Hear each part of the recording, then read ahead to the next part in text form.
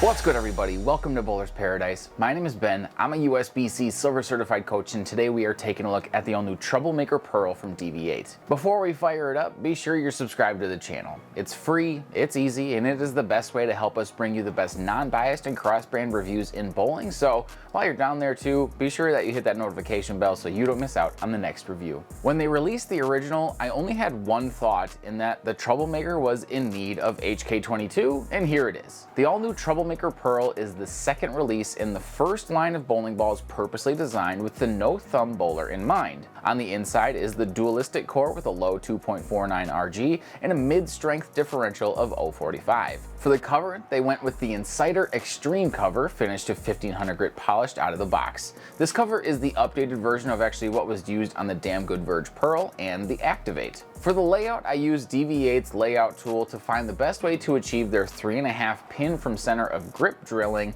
with a 4.5 inch pin to PAP distance. That amounted to a dual angle layout of 104 by 4.5 by 41, which doesn't really translate well to the 2LS system. I ran with two distances that I know have worked well on other symmetrical pearls, so I was hoping to see more of that success. Now, if you acquire a Troublemaker or this new Pearl version, use their tool, as it's been engineered by their development team and is the best way to see great results. And on the lanes, this one from DV8 was everything I could have hoped it to be. The original Troublemaker was great to stay outside with or play in the track area, but because the original hybrid cover was pretty weak, sometimes it would struggle to get through the pins well. Well, gone are those worries with this one, as the Pearl cover with that HK22 base does a great job matching up with that dualistic core to create a balanced but not overly strong shape. But my favorite part about throwing this one was the fact that I could use it in a part of the lane I didn't think I would be able to. This one likes the track area as much as its predecessor, even though I thought it would be a full zone stronger. This lane had seen a lot of traction at this point, so much so that most other symmetrical pearls would force me deep inside before seeing a good shape, but the Troublemaker blended the friction out well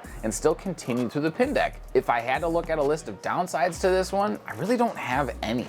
To be honest, these weaker pearls are becoming so hard to come by as bowling balls get stronger and stronger that when I finally get my hands on one like this, I cherish it. Sure, it's not going to be able to cover as many boards as some other pieces, but building a well-rounded arsenal means having strong and weak equipment that matches up to your game. And this Troublemaker Pearl is such a good option to round out the middle part of your bag that I think a lot of people could really appreciate it. And that appreciation could be even more so if you paired it with a violent collision and a verge hybrid. The verge hybrid is a great option for controlling fresh conditions, and the violent collision is at least a full zone stronger than the Troublemaker Pearl. That's a group of 3 bowling balls that if you can't figure out how to strike with them on your league night, it's probably due to operator error. Jumping to our cross-brand comparisons, I first grabbed the ball of the year for 2023, the IQ Tour Ruby. And here you can see that it is a little stronger front to back than the Troublemaker, and with that the shape is a bit rounder off the break point. These two pieces would likely be used in very similar circumstances,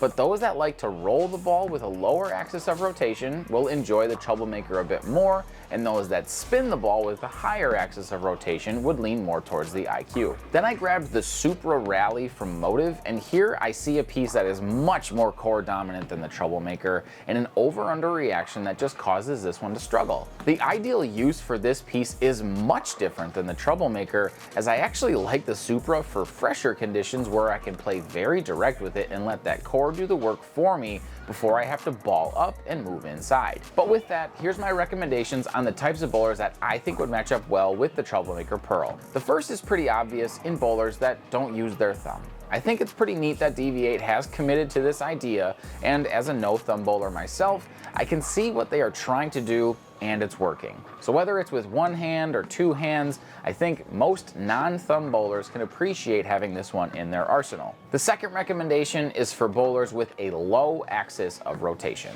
The balance of core and cover strength is spot on for those that like to keep their hand behind the ball and let it roll. Because it's not absurdly strong, these bowlers will be able to keep their angles in front of them longer with this piece and allow the core to make the right shape off the spot, while that HK22 cover makes sure it gets through the pins. The all-new DV8 Troublemaker Pearl might be made for the no-thumb bowler, but whether it's on the right thumb or being held by the right two hands, it's going to give bowlers of all types a great path to and through the pins. And you can pick this up today and much more at bowlersparadise.com. Be sure to use the discount code YouTube at checkout for free shipping. Thank you to my friend Nick Plook for the drilling of this piece, and to Dales West and Lanes for letting us film this video. If you haven't yet, like this video, subscribe to the channel, hit that notification bell for more bowling product reviews. But as always, remember you guys, having the right ball in your hands, now that's a bowler's paradise.